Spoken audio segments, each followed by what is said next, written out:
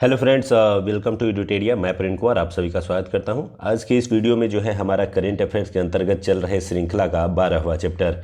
इसमें प्रति सेट आपको 50 प्रश्नों के प्रश्न उत्तर दिए जा रहे हैं, जिसमें पिछले 1 वर्षों से जो महत्वपूर्ण घटनाक्रम हैं उनके प्रश्न उत्तर का संग्रहण किया गया है।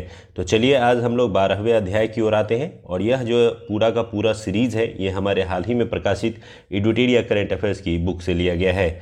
तो आज हम लोग 12वें अध्याय को देखेंगे और इसके 50 प्रश्नों को सॉल्व करेंगे। आते हैं सबसे पहले प्रश्न की ओर। एक पुस्तक जो काफ़ी चर्चित रही थी उसी से संबंधित हमारा पहला प्रश्न। पुस्तक the free voice on democracy culture and the nation के लेखक कौन है?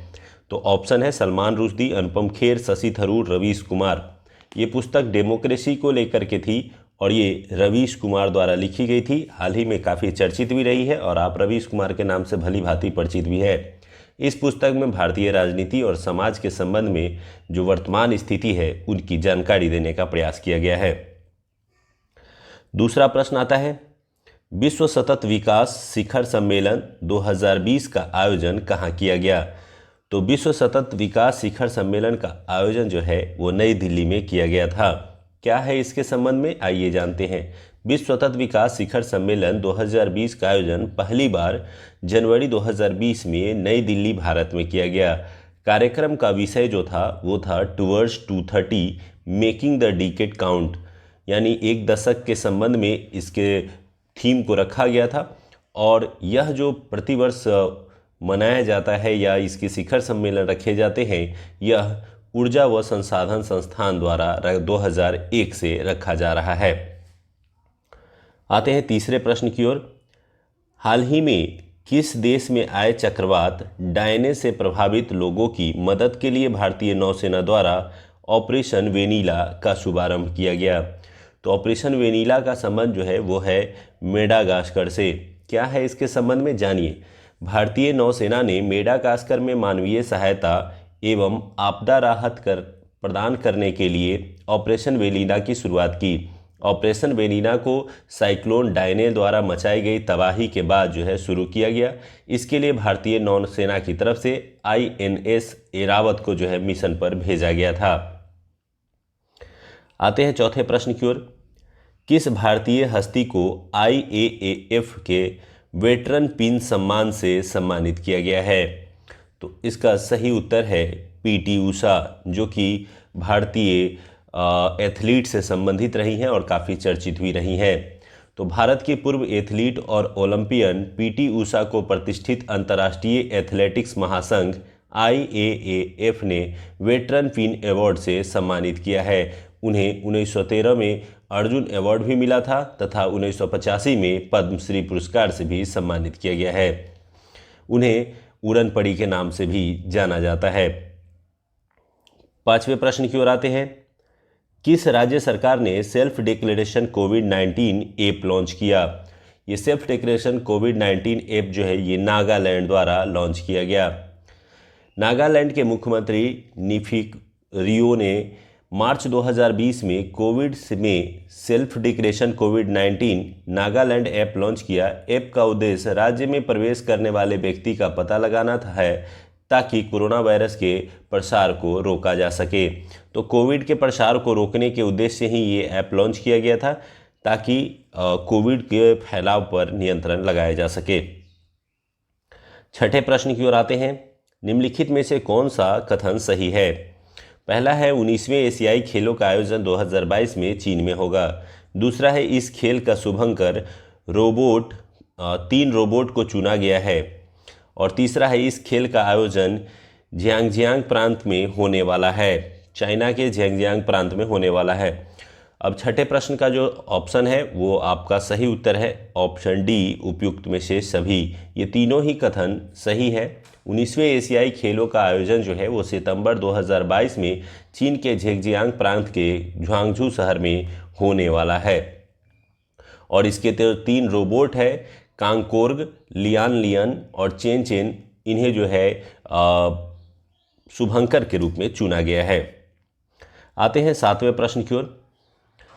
किस मंत्रालय द्वारा इनोवेशन के लिए समाधान चैलेंज शुरुआत किया गया है? समाधान चैलेंज जो शुरुआत किया गया है, इसका सही उत्तर है ऑप्शन बी, मानव संसाधन विकास मंत्रालय, जिसे अब शिक्षा मंत्रालय नाम दे दिया गया है। तो छात्र छात्राओं में नई खोज करने की क्षमता को परखने के लिए ये जो मूल रूप से शुरू किया गया है। इसके अलावा जो है छात्रों में चैलेंज को जो है एक्सेप्ट करने, ऑनलाइन जो चैलेंजेस हैं उसको समाधान करने के उद्देश्य से इसे शुरू किया गया है। 8वें प्रश्न की ओर आते हैं। 8वां प्रश्न है, किस राज्य सरकार ने यूनिसेफ के साथ मिलकर ऑनलाइन प्रतियोगिता कार्यक्रम मो प्रविता शुरू किया है? तो ये किसके द्वारा शुरू किया गया है? तो ये ओडिशा राज्य सरकार द्वारा शुरू किया गया है। क्या है ये? तो लॉकडाउन के दौरान बच्चों को कुछ क्रिएटिव काम में लगाए रखने के लिए यूनिसेफ ने ओडिशा के साथ मिलकर के एक क्रिएटिव स्किल कंपटीशन लॉन्च किया। इसका नाम मो प्रतिभा रखा गया, और मो प्रतिभा कर लीजिएगा, ये प्रतिभा लिखा गया है, इसको मो प्रतिभा रखा गया। इसमें बच्चे पेंटिंग और पोस्टर बनाना, शॉर्ट स्टोरी लिखना, कविताएं लिखना, ये सब तरह के एक प्रकार का कंपटीशन बनाया गया, ताकि लॉकडाउन में बच्चों में क्रिएटिविटी जो है वो बनी रहे और कुछ नए तरह के क्रिएटिविटी उभर करके सामने आ सके। 9वें प्रश्न की ओर आते हैं। किस भारतीय निजी क्षेत्र के बैंक ने हाल ही में व्हाट्सएप पर बैंकिंग सुविधाएं शुरू करने की घोषणा की या शुरू की? इसका सही उत्तर है ऑप्शन बी, आईसीआईसीआई बैंक द्वारा जो है ये शुरू किया गया। आईसीआईसीआई बैंक ने अपने ग्राहकों को व्हाट्सएप पर बैंकिंग सेवाएं देने की घोषणा की है, ताकि ग्राहकों को कोरोना वायरस लॉकडाउन के समय भी जरूरी बैंकिंग सेवाएं मिलती रहे। और व्हाट्सएप पे मिलने वाली सर्विस जो मुख्य रूप से ग्राहक के जो है बचत खाते से संबंधित जानकारी, लेन देन, क्रेडिट कार्ड के संबंध में जानकारी आदि सुविधाएं दी गई। 10वें प्रश्न की ओर आते हैं। भारतीय संविधान के तहत शपथ लेने वाले जम्मू कश्मीर के हाई कोर्ट के पहले न्यायाधीश कौन बने? आपको पता है कि वहाँ पर जम्मू कश्मीर का एक अपना संविधान था, जिसे हाल ही में समाप्त कर दिया गया। अब भारतीय संविधान ही जम्मू कश्मीर में पूरी तरह से लागू होंगे। तो अप्रैल 2020 में जम्मू कश्मीर हाई कोर्ट में भारत के संविधान की शपथ लेने वाले पहले जस्टिस जो है वो रजनीश ओसवाल बने। तो इसका जो सही उत्तर है रजनेश या रजनीश ओसवाल है, और इन्होंने ही सबसे पहले वहाँ पर भारतीय संविधान की शपथ ली। इनको वहाँ पे चीफ जस्टिस गीता मित्तल ने जो है शपथ दिलाई। आते हैं 11वें प्रश्न की ओर। दक्षिण अमेरिका के सबसे ऊंचे पर्वतमाला एकांकागुआ पर चढ़ाई करने वाले भारत की सबसे कम उम्र की लड़की कौन बन गई है? ये पूर्व में भी इस प्रश्नों का डिस्कशन मैंने किया है, और इसका सही उत्तर है काम्या कार्तिकेयन। मात्र 12 वर्ष की ये छात्रा है जो मुंबई से संबंधित है। इन्होंने दक्षिण अमेरिका की सबसे ऊंची चोटी, कई बार ये भी पूछा जाता है कि सबसे ऊंची चोटी दक्षिण अमेरिका की एकांकागुआ है, जो एंडीज पर्वतमाला का हिस्सा है, और एंडीज पर्वतमाला दुनिया की सबसे लंबी पर्वत श्रृंखला है। आते हैं 12वें प्रश्न की ओर। भारत की पहली जलमग्न मेट्रो किस राज्य में तैयार की जा रही है? यानी जल के नीचे से चलने वाली मेट्रो कोलकाता में तैयार की जा रही है। तो इसका सही उत्तर जो है वो कोलकाता मेट्रो है। ये हुगली नदी के नीचे से बन रही है, और 2021 तक इसे पूरा किए जाने का लक्ष्य रखा गया है। कोलकाता मेट्रो जो है वो सबसे भारत की पहली मेट्रो है, जिसकी शुरुआत 1984 में की गई थी, और 520 मीटर लंबी यह मेट्रो जो है वो उस समय शुरू की गई थी, और अभी जो है जल के नीचे से तैयार किया जा रहा है। इस मामले में भी यह प्रथम स्थान पे है। 13वें प्रश्न की ओर आते हैं। 66वें राष्ट्रीय फिल्म पुरस्कारों में निम्नलिखित में से किसे सर्वश्रेष्ठ हिंदी फीचर फिल्म का पुरस्कार दिया गया? तो राष्ट्रीय फिल्म पुरस्कार जो है वो भारत द्वारा दिया जाता है, जबकि अन्य जो पुरस्कार होते हैं वो सरकारी नहीं होते हैं, या फिर वो किसी कंपनी के द्वारा प्रदान किए जाते हैं। तो राष्ट्रीय फिल्म अवार्ड जो है ये हाल ही में 66वीं राष्ट्रीय फिल्म पुरस्कार जो है वो दिए गए थे, और इसमें जो सबसे बेस्ट फिल्म के लिए अवार्ड दिया गया वो अंधाधुन को दिया गया। तो इसका सही उत्तर जो है वो 13वां का ऑप्शन डी है। इसके अलावा मैं बता दूं कि इस अवार्ड के तहत सबसे सर्वश्रेष्ठ अभिनेता अंधाधुन के हीरो आयुष्मान खुराना को दिया गया, और साथ ही साथ विक्की कौशल उड़ी फिल्म के लिए उन्हें भी यह पुरस्कार दिया गया, और सर्वश्रेष्ठ अभिनेत्री का पुरस्कार कीर्ति सुरेश को दिया गया था। आते हैं 14वें प्रश्न की ओर। आर्थिक सर्वेक्षण 2020 के अनुसार वन व वृक्ष के क्षेत्र में सर्वाधिक कमी किस राज्य में दर्ज की गई? तो यानी वृद्धि की बजाय कमी हो गई, और या फिर कम वृद्धि हुई, इसके संबंध में आंकड़े जारी हुए थे, और इसका सही उत्तर है मणिपुर। मणिपुर में जो है सबसे कम वृद्धि देखा गया 2019-20 में जो पेश किया गया था आर्थिक सर्वेक्षण रिपोर्ट उसके अनुसार। इसके अनुसार जो है सर्वाधिक वन क्षेत्र में वृद्धि जो है वो कर्नाटक में तथा वन क्षेत्र में सर्वाधिक कमी जो है वो मणिपुर राज्य में देखी गई है। 15वें प्रश्न की ओर आते हैं। भारतीय मूल की किस महिला को शिकागो की अदालत में न्यायाधीश पद पर नियुक्त किया गया है? तो शिकागो में न्यायाधीश बनने वाले यानी जज की कुर्सी पर बैठने वाली जो भारत की महिला है वो कौन है? तो इसका सही उत्तर है सामिया नसीम। तो याद रखेंगे सामिया नसीम। अमेरिका में रहने वाली भारतीय मूल की सामिया नसीम को शिकागो के न्यायाधीश के रूप में नियुक्त किया गया है। वह मूल रूप से भारत के गोरखपुर की निवासी हैं और इस पद के लिए अमेरिका के अटॉर्नी जनरल द्वारा उन्हें नियुक्त किया गया है। आते हैं 16वें प्रश्न की ओर। 16वां प्रश्न है हमारा, भारत का पहला स्मॉग टावर कहाँ स्थापित किया गया है? तो स्मॉग टावर क्या है, आइए सबसे पहले मैं उसके बारे में आपको बता दूं कि स्मॉग टावर क्या है। तो स्मॉग टावर वो होते हैं जो हवा में फैले हुए प्रदूषण को अपनी तरफ खींच लेते हैं और हवा को शुद्ध बनाने का काम करते हैं। तो ये जो है ये सबसे पहले स्थापित किया गया है नई दिल्ली में। काफ़ी चर्चित भी रहा था, कई नई टेक्नोलॉजी इसमें लाई गई थी। क्या है इस नई टेक्नोलॉजी इसमें? तो यह अपने क्षेत्र के 750 मीटर के दायरे में हवा को शुद्ध करेगा। स्मॉग फ्री टावर के लगने से 2.5 लाख से 6 लाख क्यूबिक मीटर हवा जो है वो रोज़ शुद्ध की जा सकेगी। विश्व स्वास्थ्य संगठन का अनुमान है कि प्रदूषित हवा के संपर्क में आने से लगभग 7 मिलियन लोग जो है प्रतिवर्ष मरते हैं, जिसमें भारत में अकेले जो है 1.2 मिलियन लोगों की मृत्यु होती है। ऐसे में अगर वायु प्रदूषण को कम कर दिया जाता है या उन्हें शुद्ध कर दिया जाता है तो इससे काफ़ी ज़्यादा स्वास्थ्य सुविधाएँ बेहतर हो जाएंगी। आते हैं 17वें प्रश्न की ओर। हाल ही में चर्चा में रहा गुरु घासीदास नेशनल पार्क किस राज्य में है? तो गुरु घासीदास नेशनल पार्क जो कि चर्चा में बना हुआ था ये छत्तीसगढ़ राज्य से संबंधित है। क्या है जानते हैं इसके विषय में। छत्तीसगढ़ सरकार ने कोरिया जिले में स्थित गुरु घासीदास राष्ट्रीय उद्यान को चौथा बाघ अभ्यारण्य घोषित करने का निर्णय किया। छत्तीसगढ़ में इससे पहले 3 बाघ अभ्यारण्य थे। बाघों के संरक्षण को ध्यान में रखते हुए इसे शुरू किया गया है। आते हैं 18वें प्रश्न की ओर। बजट 2020-21 में सरकार ने किस बड़ी इंश्योरेंस कंपनी की हिस्सेदारी बेचने की घोषणा की है? तो किस बड़ी कंपनी की हिस्सेदारी बेचने की घोषणा की गई है? इसका सही उत्तर है LIC। आपको बता दें कि सरकार ने अपने विनिवेश कार्यक्रम के तहत देश के सबसे बड़े बीमा कंपनी भारतीय जीवन बीमा निगम यानी LIC में अपने कुछ हिस्से जो है आरंभिक रूप से जो इसके हिस्से है उसे बेचने की घोषणा की। इससे देश के सबसे बड़ी बीमा कंपनी के कामकाज में पारदर्शिता आ सकेगी। वित्त मंत्री ने कहा कि इस साल राजकोषीय घाटा जो है वो GDP का 3.8% रहने का अनुमान है और इसके लिए विनिवेश कार्यक्रम को जो है बढ़ावा दिया जा रहा है ताकि देश की आर्थिक स्थिति को मजबूत बनाया जा सके। 19वें प्रश्न की ओर आते हैं। हाल ही में उम्मीद पहल का शुभारंभ किस मंत्रालय द्वारा किया गया? ये उम्मीद पहल जो है ये शुरू किया गया था केंद्रीय स्वास्थ्य एवं परिवार कल्याण मंत्रालय द्वारा। तो आप सबसे पहले तो इसे जान लें। केंद्रीय स्वास्थ्य एवं परिवार कल्याण मंत्रालय ने नवजात शिशुओं में आनुवांशिक रोगों के प्रति लोगों को जागरूक करने के लिए उम्मीद कार्यक्रम यानी उम्मीद पहल की जो है शुभारंभ की। उम्मीद के द्वारा नवजात शिशुओं के माता पिता को जागरूक किया जाएगा।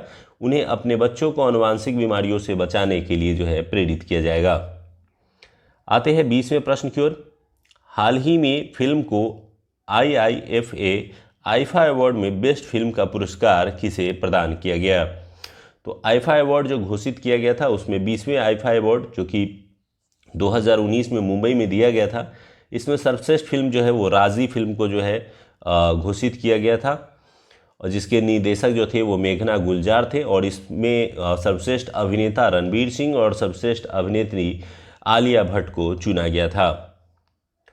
21वें फिल्म के लिए आते हैं। 21वें क्वेश्चन के लिए, माई सेडिटियस हार्ट किसकी रचना है? तो यह पुस्तक जो है वो अरुंधति राय द्वारा लिखी गई है। अरुंधति राय के द्वारा लिखी गई है। यह एक भारतीय लेखिका और समाज सेवी हैं। 1997 में उन्हें अपनी पुस्तक the God of A small thing के लिए जो है मान बुकर पुरस्कार से भी सम्मानित किया जा चुका है। तो ये कई बार मान बुकर पुरस्कारों से जोड़ करके भी उनके प्रश्न पूछे जाते रहे हैं, इसलिए उनके जो भी पुस्तक निकलते हैं वो चर्चा का विषय रहते हैं। 22वें प्रश्न की ओर आते हैं। भारत के पहले सिनेमा संग्रहालय national museum of Indian cinema का उद्घाटन किस शहर में किया गया? तो भारत का पहला जो सिनेमा संग्रहालय स्थापित किया गया है वो मुंबई महाराष्ट्र में किया गया। आपको पता है कि मुंबई ही भारत की सिनेमा नगरी के रूप में जाना जाता है, तो इसलिए आसानी से आप याद रख सकते हैं। भारत के पहले सिनेमा संग्रहालय की स्थापना मुंबई में की जा रही है, जिसका उद्घाटन नरेंद्र मोदी द्वारा किया गया। यह संग्रहालय भारतीय सिनेमा की एक सदी की संपूर्ण यात्रा, यानी जो 100 वर्षों की कहानी है, उसको एक जगह जो है एकत्रित किया जाएगा, ताकि जाने माने फिल्मकारों और हीरो हीरोइनों के विषय में जानकारी को एकत्रित रखा जा सके। आते हैं 23वें प्रश्न की ओर।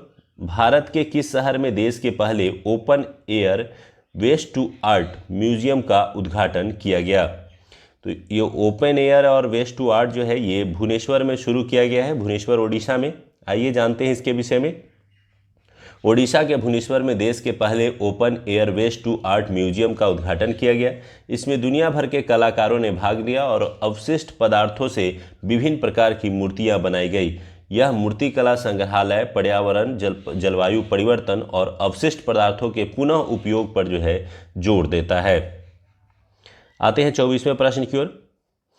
किस राज्य में देश के पहले पशु प्रजनन उत्कृष्टता केंद्र खोलने के लिए मंजूरी दी गई है? तो इसका जो सही उत्तर है यह है ऑप्शन सी, बिहार में। क्या है ये? केंद्रीय कृषि एवं किसान कल्याण मंत्रालय ने राष्ट्रीय गोकुल मिशन के तहत बिहार के पश्चिमी चंपारण में देश के पहले पशु प्रजनन केंद्र, ये भी याद कर लेंगे कि बिहार के किस में, तो पश्चिमी चंपारण में जो है देश के पहले पशु प्रजनन केंद्र की स्थापना की। इस केंद्र की स्थापना के बाद पशुपालन और पशुपालक किसान देसी गायों से ही दूध उत्पादन में तेजी से वृद्धि कर पाएंगे। 25वें प्रश्न की ओर आते हैं। विश्व युवा तीरंदाजी चैंपियनशिप का खिताब हाल ही में किस भारतीय खिलाड़ी ने जीता? तो जो विश्व जो है तीरंदाजी चैंपियनशिप हुआ था उसका खिताब जो है ऑप्शन डी, कोमालिका बाड़ी ने जो है जीता है। इसका सही उत्तर जो है वो ऑप्शन डी है।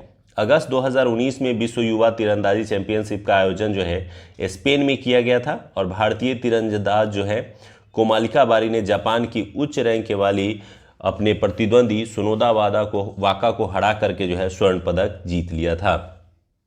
आते हैं 26वें प्रश्न की ओर।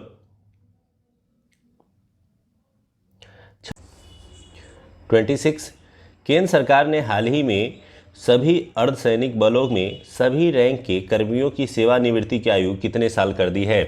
तो इसका सही उत्तर है ऑप्शन ए, 60 वर्ष कर दिया गया है। अगर बुक में इसमें संबंधित एरर है तो इसको करेक्ट कर लेंगे। केंद्रीय गृह मंत्रालय ने अभी सभी अर्धसैनिक बलों में सभी रैंक के कर्मियों हेतु सेवानिवृत्ति की जो आयु है वो 60 वर्ष तय कर दी है। इससे पहले कई रैंक के अधिकारियों के लिए जो उम्र थी वो 57 वर्ष हुआ करती थी, जिसे अब सभी के लिए जो है 60 वर्ष कर दिया गया है, जो कि तत्काल प्रभाव से लागू भी हो चुका है। आते हैं 27वें प्रश्न की ओर। किस राज्य की महिला पुलिस ने रानी अबक्का फोर्स का गठन किया है? तो रानी अबक्का फोर्स जो है वो गठित किया गया है, ये ऑप्शन सी, कर्नाटक राज्य द्वारा। क्या है ये? तो कर्नाटक के मंगलुरु सिटी पुलिस ने हाल ही में एक महिला पुलिस गश्त इकाई अथवा पेट्रोलिंग फोर्स लॉन्च की है। इस फोर्स का नाम कर्नाटक की रानी अबक्का के नाम पर रखा गया है, जिसे रानी अबक्का फोर्स कहा गया या बल कहा गया है। इसका गठन महिलाओं और बच्चों की सुरक्षा के लिए जो है विशेष रूप से किया गया है। वर्तमान में इस बल में 50 महिला पुलिसकर्मी को शामिल किया गया है, जो कि महिला सुरक्षा के लिए तत्पर है। आते हैं 28वें प्रश्न की ओर। हाल ही में फिल्म गली बॉयज़ को ऑस्कर 2020 के लिए नामित किया गया, इसके निर्देशक कौन है? तो गली बॉयज़ फिल्म को ऑस्कर के लिए भेजा गया था, जो 92 ऑस्कर पुरस्कार 2020 में किसी भी प्रकार का पुरस्कार नहीं जीत सकी। इसको सिर्फ नामित किया गया, लेकिन वो वहाँ पे पुरस्कार नहीं जीत सके। इसके जो निर्देशक हैं उनका नाम है जोया अख्तर। तो इस फिल्म के निर्देशक जोया अख्तर।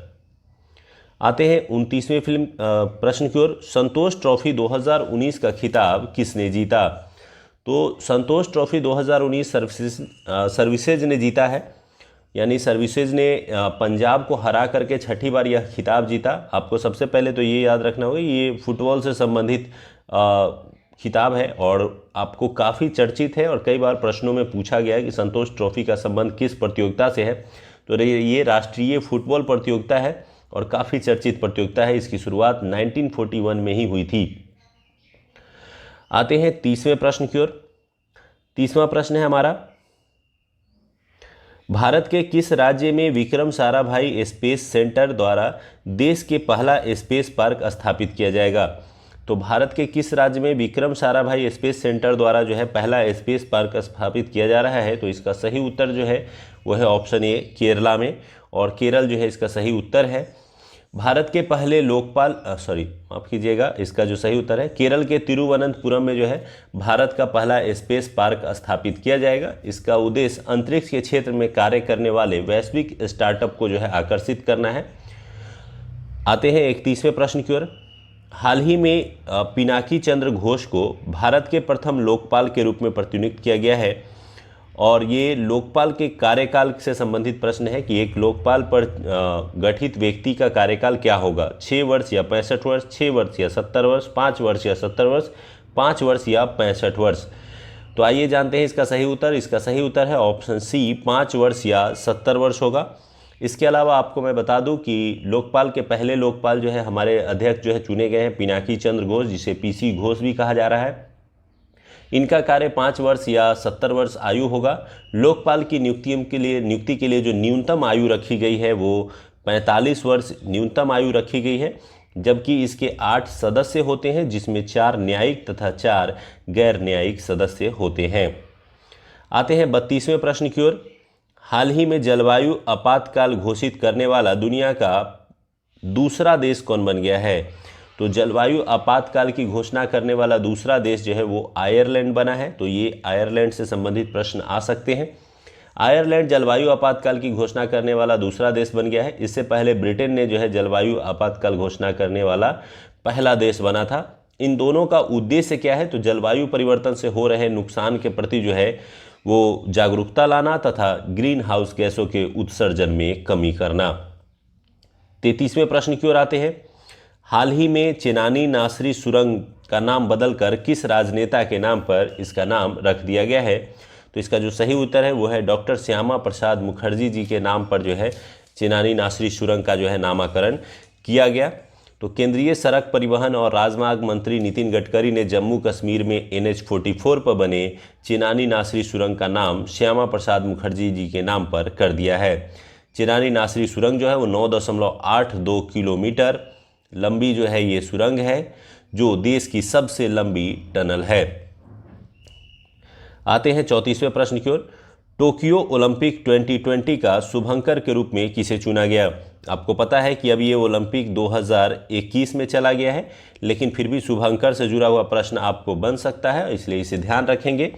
इसका जो सही उत्तर है वो है ए एवं बी दोनों, सोमाइटी और जाबाबाकी दोनों को जो है इसमें, माफ़ कीजिएगा, मिराइतोबा और सोमाइटी ये दोनों को जो है शुभंकर के रूप में चुना गया है। तो इसके लिए इसका सही उत्तर जो है ऑप्शन डी है, ए एवं बी दोनों।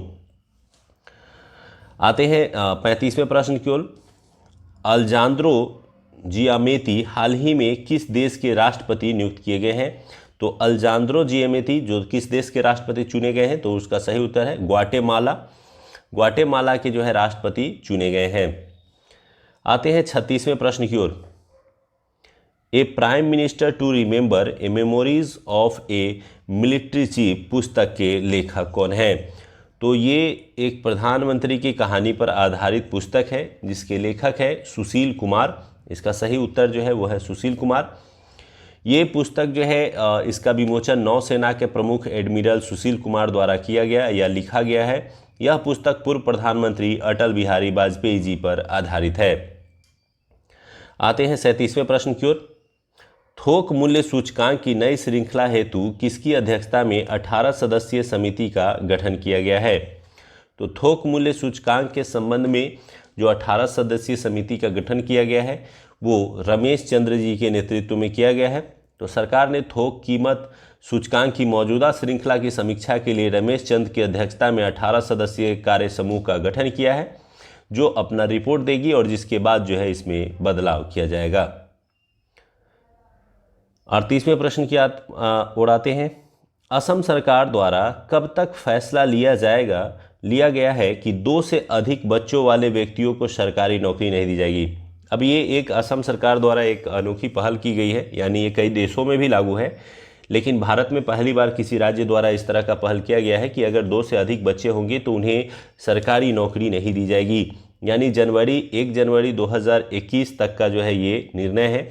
1 जनवरी 2021 के बाद अगर किसी व्यक्ति को 2 से अधिक बच्चे होते हैं तो उन्हें सरकारी नौकरी नहीं दी जाएगी।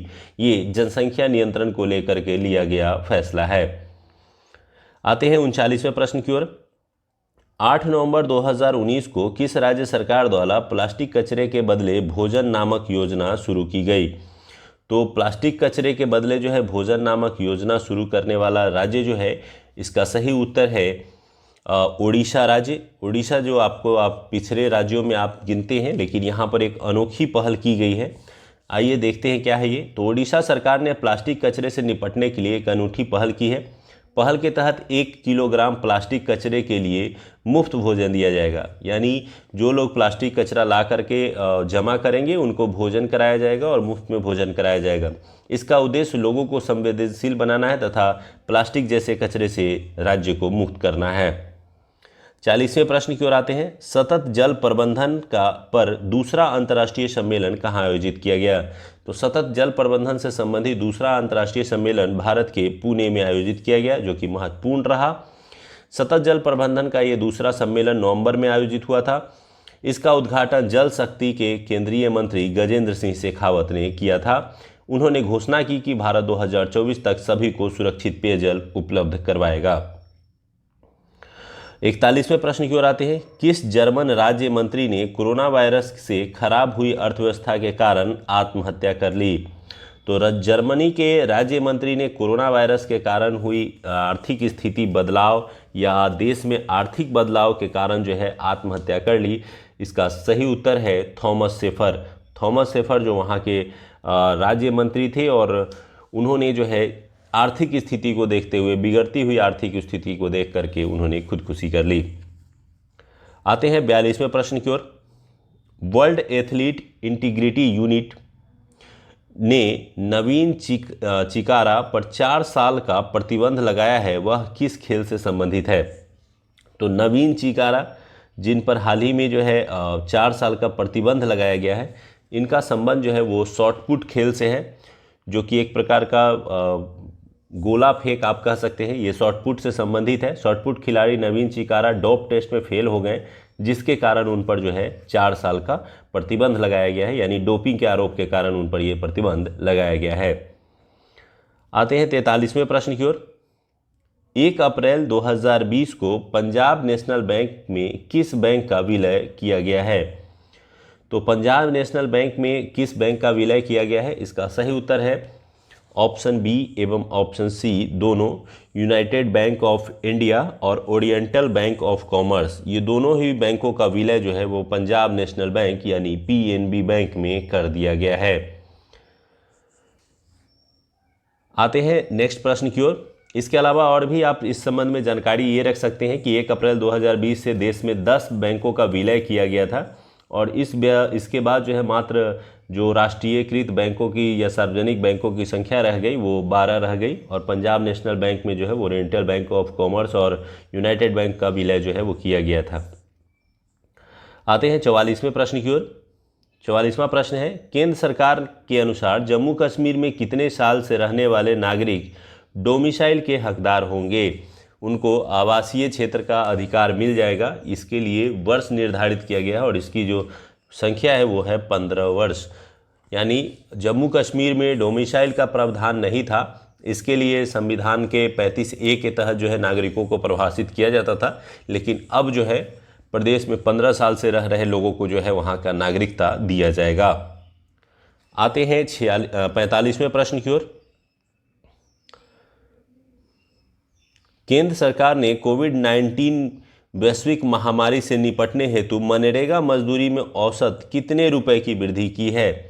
तो कोविड-19 वैश्विक महामारी से निपटने के लिए मनरेगा की जो मजदूरी दर होती थी उसमें वृद्धि की गई है, ताकि जो ग्रामीण क्षेत्र के मजदूर हैं उनके आय में वृद्धि हो सके और इसके लिए जो है प्रतिदिन में 20 रुपये की जो है वृद्धि की गई है। आते हैं 46वें प्रश्न की ओर। भारत सरकार ने सांसदों को दी जाने वाली सांसद निधि को कितने माह वर्षों के लिए निलंबित कर दिया है? तो इसका जो सही उत्तर है वो है 46 का ऑप्शन बी, 2 वर्ष के लिए जो है ये निलंबित कर दिया गया है। कोरोना वायरस से लड़ने के लिए आर्थिक मद हेतु सरकार ने सांसदों के वेतन में 30% की कटौती की है। इसके अलावा सांसद निधि को जो है वो 2 वर्षों के लिए स्थगित कर दिया है।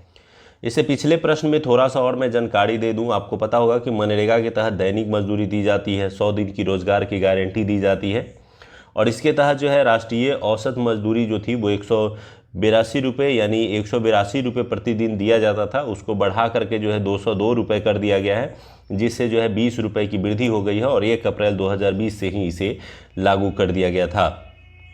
आते हैं 47वें प्रश्न की ओर। किस भारतीय सेना ने कोविड-19 के खिलाफ लड़ाई के लिए ऑपरेशन संजीवनी की शुरुआत की थी? तो ऑपरेशन संजीवनी की शुरुआत जो है इसका सही उत्तर है वायुसेना, ऑप्शन सी जो है इसका सही उत्तर है।